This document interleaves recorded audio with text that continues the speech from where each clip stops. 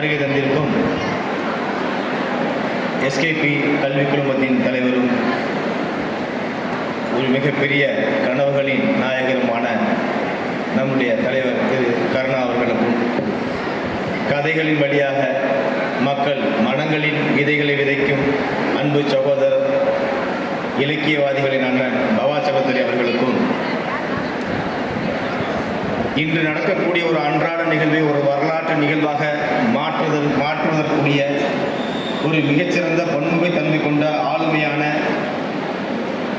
நம்முடைய சிவகுமார் ஐயா அவர்களுக்கும், முதலில் இங்கு வருகை தந்திருக்கும் பெற்றோர்களுக்கும், மாணவர்களுக்கும், ஆசிரியர் பெருமக்களுக்கும், எஸ்கேபி கல்வி குழுமத்தின் அனைத்து நபர்களுக்கும் முதலில் என் வரவேற்பை தெரிவித்துக் கொள்கிறேன். சில வார்த்தைகளை கூறலாம் என்று நினைக்கிறேன். சிவகுமார் ஐயாவுடைய வாழ்க்கையை நம்ம ஒரு 4 வகையாக பிரிக்கலாம். கலையுலக மார்க்கண்டேயன் அப்படின்னு அவருக்கு பிடிக்குமோ இல்லையோ எல்லாருமே சொல்லக்கூடிய வார்த்தை.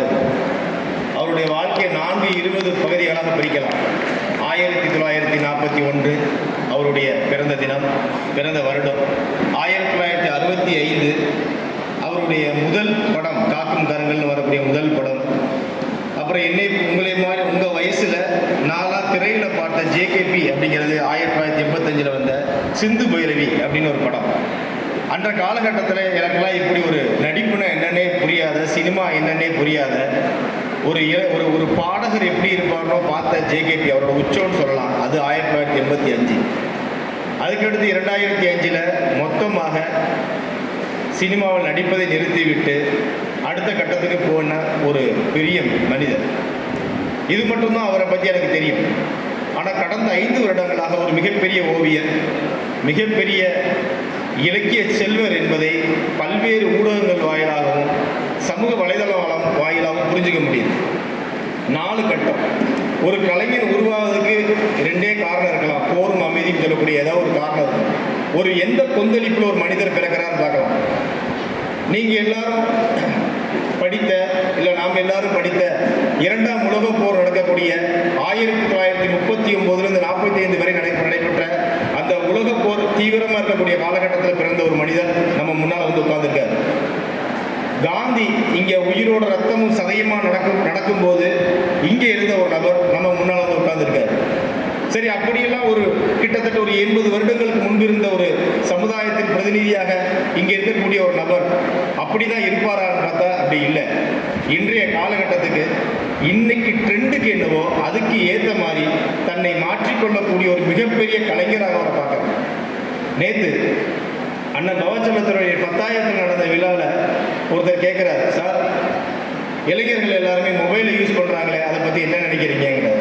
அதுக்கு அவர் உடனடியாக சொன்ன வார்த்தை, நானும் தான் பேசுறதுக்கு அனைவர்கிட்ட கூட பேசாமல் கம்பராமாயணம், திருவாசகம், திருக்குறள் எல்லாத்தையும் மொபைலில் பார்க்குறேன்.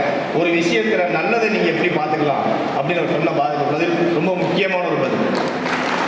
நேற்று காலையில் பவாசகர் அண்ணன் என்னை அறிமுகப்படுத்தும் போது அவர் சொன்ன அடுத்த வார்த்தை ஒழுக்கத்தை பற்றி. ஒழுக்கம் எவ்வளோ தூரம் இருக்குங்கிறது.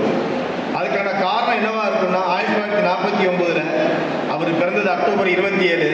அக்டோபர் 28 அன்றைக்கு தான் காந்தி அவர்கள் சத்தியாகிரகிகள் எப்படி இருக்கணும், ஒரு சத்தியாகிரகின்னா அந்த அவருடைய அகிம்சை போராட்டத்தை எப்படி நடத்தக்கூடிய ஒரு சத்தியாகிரகி எப்படி இருக்கணும், அவன் என்னன்னா தன்னை சுய பரிசோதனை செஞ்சுக்கணும், எப்படி ஒரு டிசிப்ளினாக இருக்கிற ரூல்ஸ் அண்ட் ரெகுலேஷன்ஸை இவர் பிறந்த மறுநாள் தான் வெளியிடுறாங்க.